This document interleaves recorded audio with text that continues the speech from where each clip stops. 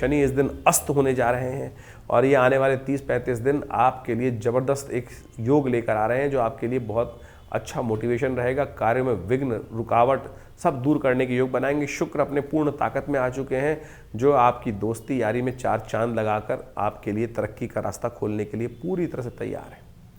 बस हिम्मत आप नहीं जाग रही, क्योंकि इस वक्त 4 ग्रह बड़े एक अजीब से योग बनाकर बैठे हुए हैं जो आपके धन भाव में, कुटुंब भाव में उपस्थित हैं।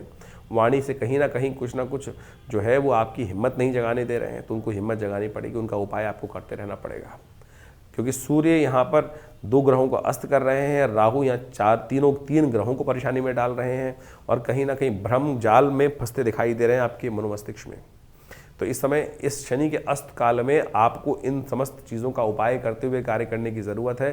तब ये 35 दिन, आने वाले 30-35 दिन हैं, वो आपके लिए वारे न्यारे कर सकते हैं। इस वक्त जो दुर्भाग्य का कहीं ना कहीं योग चल रहा था, चीज़ें स्लो चल रही थी, उन सब में तेज़ी लाने का योग बड़ी तेज़ी से बनता दिखाई दे रहा है। इसके साथ साथ बुद्धि भी सही होती दिखाई दे रही है। बस ध्यान ये रखना है कि बुद्धि के स्वामी बुद्ध जो है वो अस्तावस्था में है, उनको थोड़ी ताकत मिल जाए। तो उनका उपाय क्या है वो भी जान लीजिए। देखिए, शनि तो अस्त हो गए, अब उन्होंने तो अपना प्रभाव कर दिया आपके जीवन में, जो भी जिस क्षेत्र में हमने आपको समझाया है। लेकिन एक बात ध्यान रखना, बाकी सारे ग्रह भी इस वक्त शनि के अस्त होने के साथ साथ मंगल भी अस्त चल रहे हैं, सूर्य जो भी साथ में राहु के साथ फंसे हुए हैं। और इस समय बड़ी विचित्र स्थिति ये बन रही है कि जहाँ शनि चल रहे हैं उनसे 12वें भाव में ये समस्त ग्रहों की चौकड़ी लगी हुई है। शनि अस्त हैं, शुक्र उनके साथ विराजमान है। ये बहुत कहीं ना कहीं स्थिति अच्छी होने के योग बना रहे हैं। लेकिन साथ में आप मान के चलें, इनसे पीछे ही 12वें भाव में जो सूर्य जो हैं, जो बल देने वाले हैं, वो खरमास में चले जाएंगे, उनकी शक्ति वैसी कम हो जाएगी। साथ में राहु ने उनकी बहुत बुरी स्थिति कर दी है। साथ में बुध महाराज भी अवस्था है, मंगल भी अवस्था में। तो ये कहीं समय वेस्ट ना हो जाए।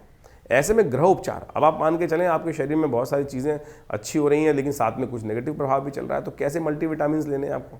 ये उपाय सही रूप से करें कि सही जगह सही चोट लगे, तभी जाके ठीक हो सकता है। तो ऐसे में सबसे पहला काम क्या करना पड़ेगा, आपको मंगल को ताकत देने का प्रयास करना पड़ेगा। सुंदरकांड का पाठ करें, हनुमान चालीसा का पाठ करने का प्रयास करें, हनुमान जी के मंदिर में जाकर उनको चोला चढ़ाने का प्रयास करें। कम से कम मंगलवार और शनिवार, जितने भी आपके ये जब तक अस्त चल रहे हैं शनि, तब तक तो ज़रूर करने का प्रयास करें। और 15-20 दिन में सब ग्रह परिवर्तन करके आगे निकल जाएंगे और उस समय वारे न्यारे करने के योग आपकी राशि में बहुत ज़बरदस्त बन सकते हैं। लेकिन तब तक शनि जितने दिन हैं, बहुत लंबे टाइम नहीं है, 1 महीने के लिए, 30 दिन के लिए योग बन के आ रहा है, 30-35 दिन के लिए।